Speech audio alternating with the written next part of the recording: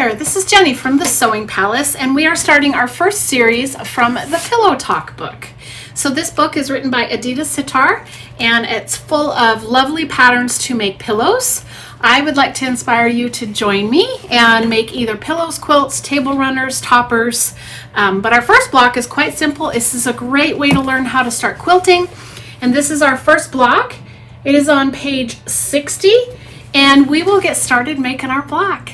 For our first project or block that we're going to start, this is the +1 block. This is made up of small squares and large squares, and it is assembled using a technique called strip piecing. This is a great way to get started and make units that are made out of strips. It's a little bit easier to cut and sew together. For this project, you'll be selecting 5 fabrics. 2 of them are the gold on the outside and 3 are the teal. So when we're getting this all together, I'll show you kind of my fabric selection. The +1 is on page 60, and the units that can compose this block are 3-inch finished units. It can be converted into multiple size blocks when you're looking at your block. So here is the 18-inch block. There are several variations that you could use if you wanted to make a quilt instead of a pillow. So if we look at this block, there are small squares that are fabric A, and then the patchwork unit. You could do just a smaller set of those, and you would end up making 4 9-inch blocks. Those 9-inch blocks would either have the patchwork in the corners or just on the inside edges. So those are 2 variations of a 9-inch block. You would make 4, so you would have a good start to a quilt. The other option is you could make 6-inch blocks. You could make 9 of those, and then that would be another great way to start a quilt.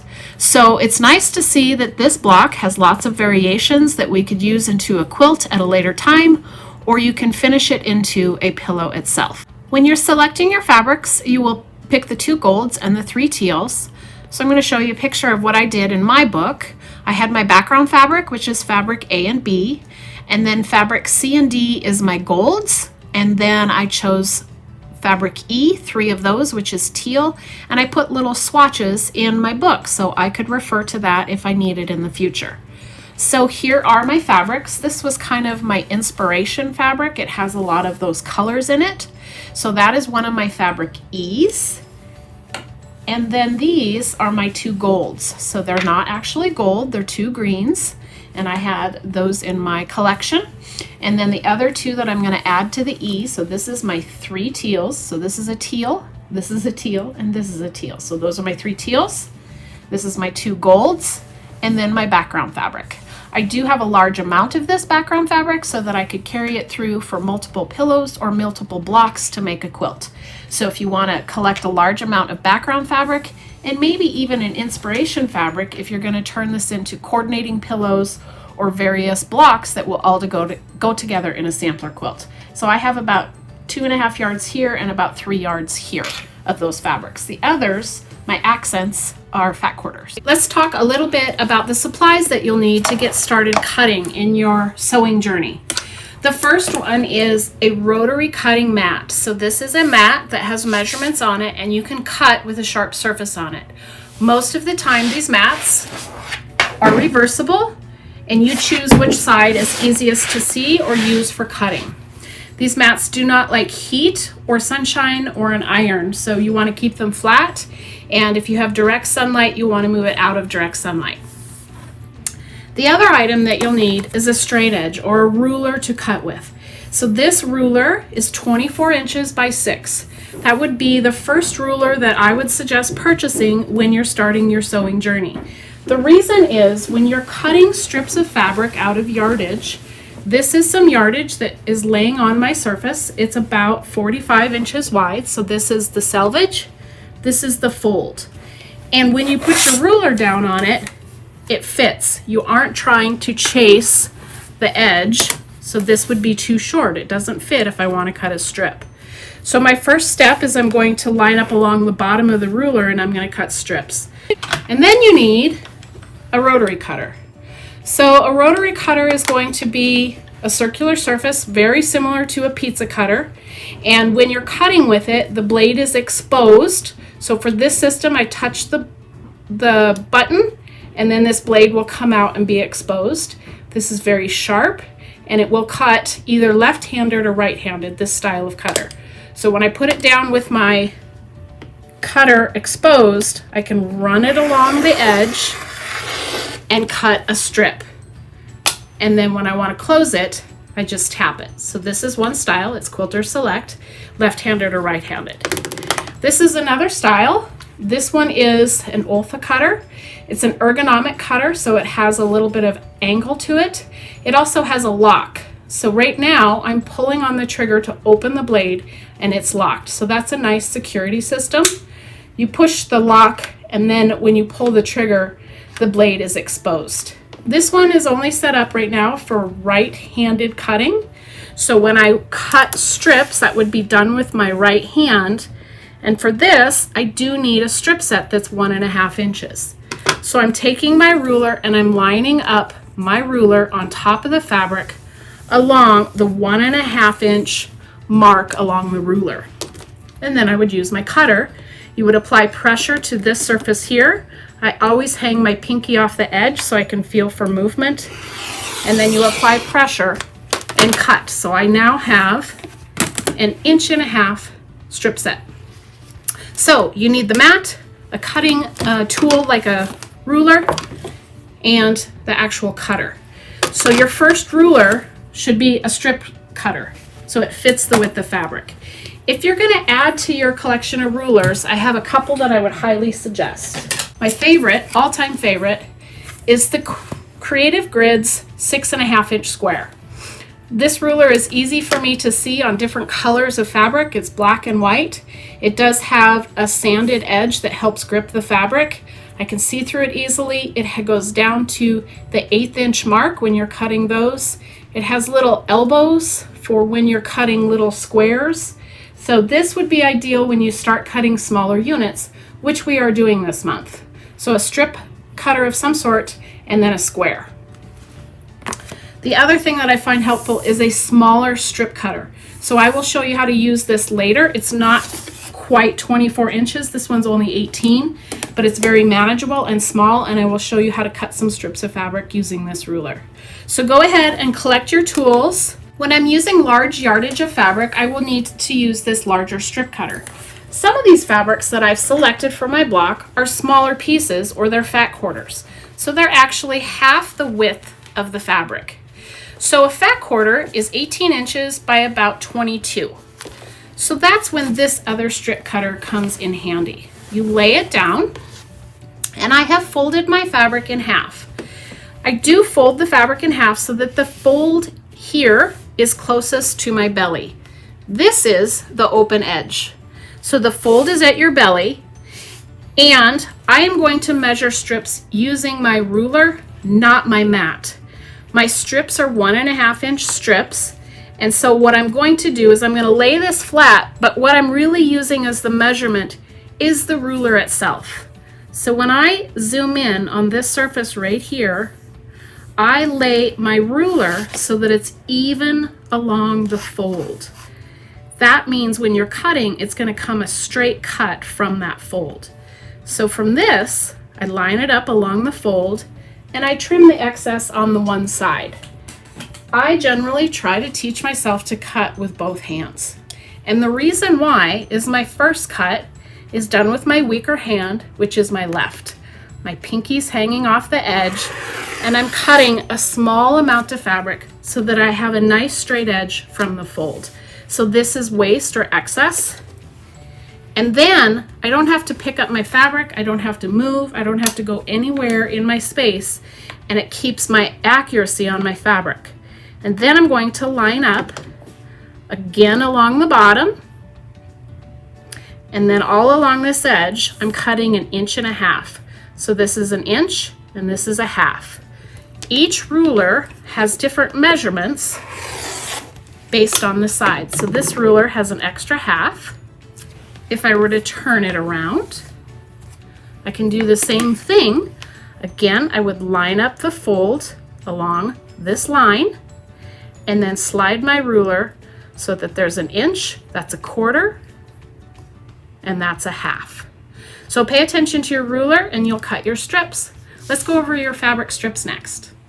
From your background fabric, you will need some squares, which is fabric A. We'll talk about that in a minute. And then for fabric B, you need some strips. You need 4 strips that are 1.5 inches by 42. So what that means is it's the width of the fabric. There is no need to measure it to 42. Just cut a strip that is exactly 1.5 inches wide. So it's 1.5 inches wide from here to here, and then the selvage is on the end. There's no reason to trim the selvage. So for fabric B, you're going to cut 4 of your background strips that are 1.5 inches. And then for fabric C, you're going to cut 2 strips that are 1.5 inches. Now, I want to tell you a little something here. I had a fat quarter. So in order for a fat quarter to make up 42 inches, I'd have to cut 2 of them. So for me, I adjusted it so that I need a total of 2 strips, but my strips were half the width, so I cut 4 of them. So that is your fabric C. When I sewed those strips together, which we'll get to, that had a little gap in it right in the middle. That's where the strip stopped. That's completely fine because we're going to be cutting units out of this strip set. So you're going to cut enough strips for fabric B and C to make those strip sets. And then the other strip sets are much smaller.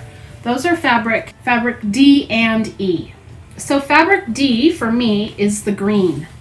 Fabric E is 3 different colors of teal. So what I'm going to do is those strip sets are 1.5 by 10, and then we're going to sew them together. Here's fabric D with a fabric E in the center. Here's fabric D with fabric E in the center, and then we'll sew this strip set together so that the green is on the outside, just like that. So you'll have 3 separate strip sets with your teal or your center fabric being different and the outside fabric being the same. Next, we need to cut all of these squares, which are fabric A. Fabric A is 18 3.5-inch squares. I'm just going to quickly cut those so you can watch. My fabric is folded in half. I'm now folding it straight up so it will fit in my screen so you guys can see me cutting. And I'm going to get my smaller strip set ruler. I'm going to have the fold at my belly. I'm going to line up my ruler along the fold right here. I'm going to trim the left, and then I'm going to measure over 3.5 inches and cut my strip. This ruler is 3.5 inches wide. Once that strip set is cut, I now have 4 layers here. As you get more comfortable with cutting, you can cut multiple layers. So I'm going to get a smaller ruler, which is closer to my square, and I'm going to cut through all of the layers. That will yield 4 at a time. I am working from left to right, and my fold and selvage is down on my left. My first step is I'm going to lay my fabric down. I'm cutting through 4 layers, and I'm going to line up along my cut edge right along here, and I'm going to trim off the selvage and that little fold. This is another fold down here. So I cut with my left, and then I slide over to the 3.5-inch mark. So I need to make sure 3.5 inches of the ruler is laying on the fabric. So I'm looking at this measurement, and then I'm going 1, 2, 3, 3.25, 3.5, and that's right here. Apply pressure to the ruler and cut. There's 4. There's 4 more. Here is my fold. Now I can open this up and cut from 2 layers. And I will continue doing that until I have 18 of these squares. I'm now ready to sew a strip set. A couple of things to get ready started sewing. I have threaded my machine up with cotton thread that is neutral, both top and bottom. This one is a pink spool. This would work just fine as a neutral thread, but I actually have a cream thread already threaded up in my machine. I'm sewing on a Bernina 590, and on this machine, I have the thread in my bobbin as well, but the presser foot I'm using is a 1/4 inch presser foot. The presser foot number on this for a Bernina is a 37D. This presser foot is a 1/4 inch on the right and a 1/4 inch on the left. There are many other choices for 1/4 inch feet, and if you're sewing on another brand, you just want to make sure to have a 1/4 inch presser foot that is accurate on the side. The other feature that this machine has is dual feed, which is a nice fabric feeding force to start sewing or to feed multiple layers. I also always sew with leaders and enders, or I call them stoppy starties. So when I start sewing, I don't start sewing on my actual project or my strip set. I start sewing on a scrap of fabric. I'm going to sew until I come off the edge of the fabric. So I've sewed a couple of stitches off the edge of the fabric. I'm now ready to sew this strip set. This is going to have green fabric on both sides. I'm going to lay the fabrics right sides together. And you can pin, but I am not a person that pins much. I do find that if I can hold it steady and I cut and sew accurately, I am just fine without pins. When I go to line up my fabric, I want the edge of the foot even with the edge of the fabric. So I'm going to start sewing, and as I'm sewing along, you can see the 1/4 inch guide at the front of the foot is visible.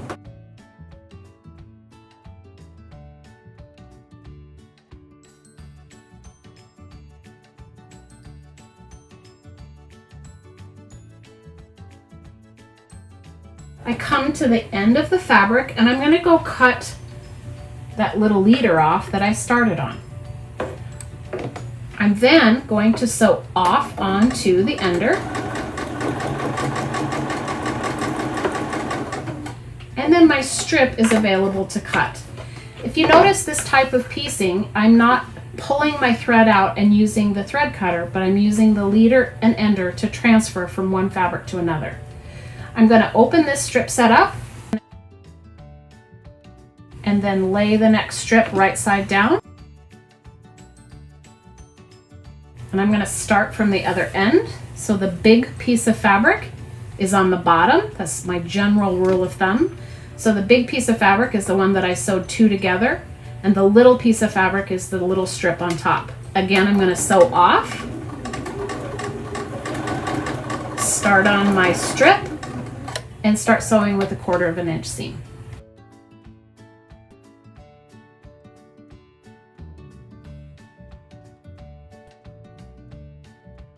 Your next step is pressing.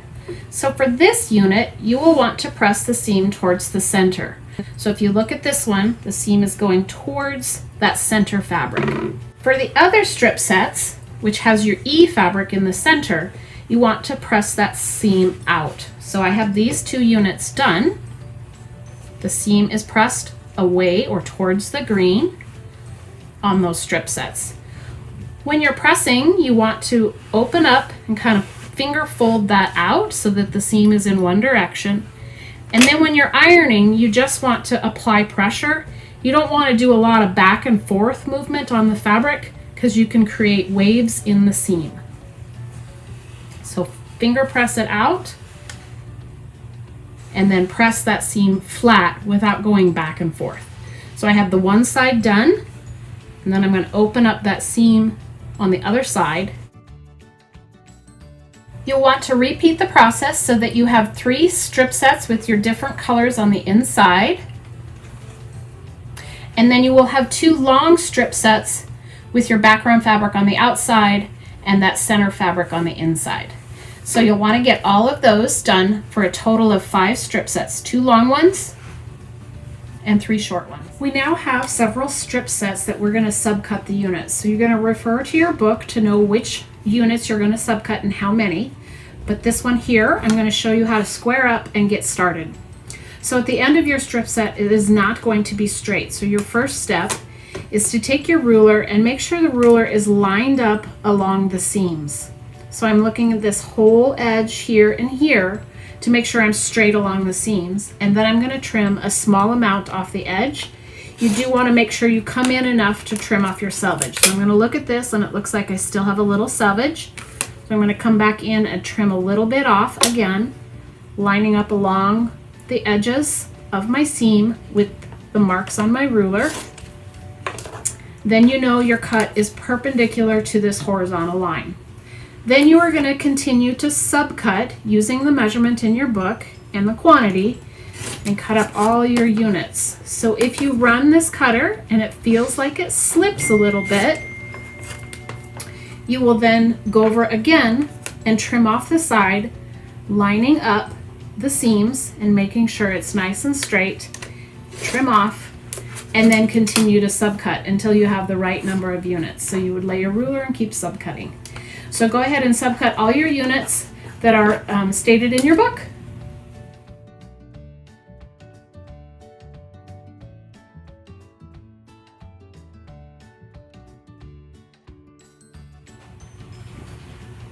Now that you have all your pieces subcut, these are your outside 9-patch units. They go on the outside of your block, and then the inner strip set goes here. We have pressed the seams on this unit towards the inside and this one towards the outside. So when you go to put them together, the seams will lock perfectly. This is called nesting, and you really want to ensure that those seams kiss right in the middle. Here and here you can place a pin, a clip, or hold them as you're stitching them. Once you've sewn that side, you will then add the other side and make units. I'm ready to sew the seams for my outer and inner 9-patch, so I have those paired up. Flip them over and get the seams nested. So I'm going to line that up, kind of slide it up until I feel that seam lock in. And then I'm going to use my 1/4 inch guide along the edge of my foot to stitch my 1/4 inch seam. The other thing I'm watching is right here and making sure my seam stays nested.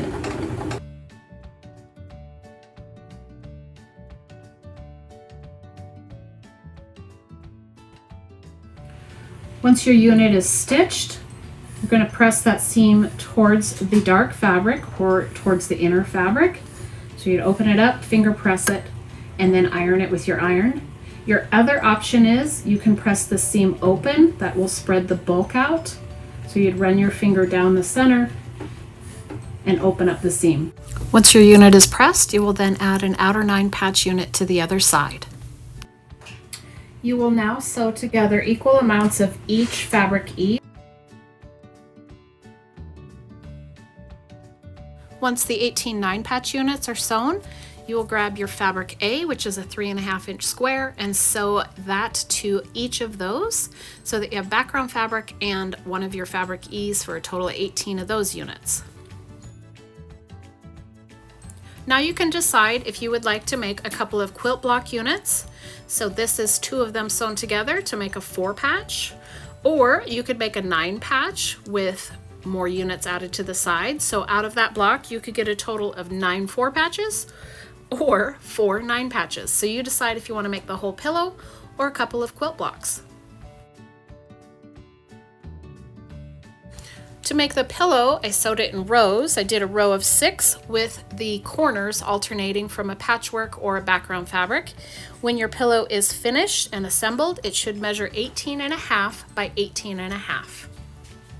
As you're sewing the rows together, press the seam towards the A fabric so that the seams will nest each row. Well, we did it. I hope you have an 18-inch finished block, or if you have a couple 9-patch blocks or maybe some 4-patch blocks, whatever you have. But mine is finished and we got it all done. It's such a cute block. It's a great way to showcase a small amount of fabric and learn the split 9-patch technique. Thanks for joining me. We'll see you next time. This is class 1 of a whole series. Take care. Bye-bye.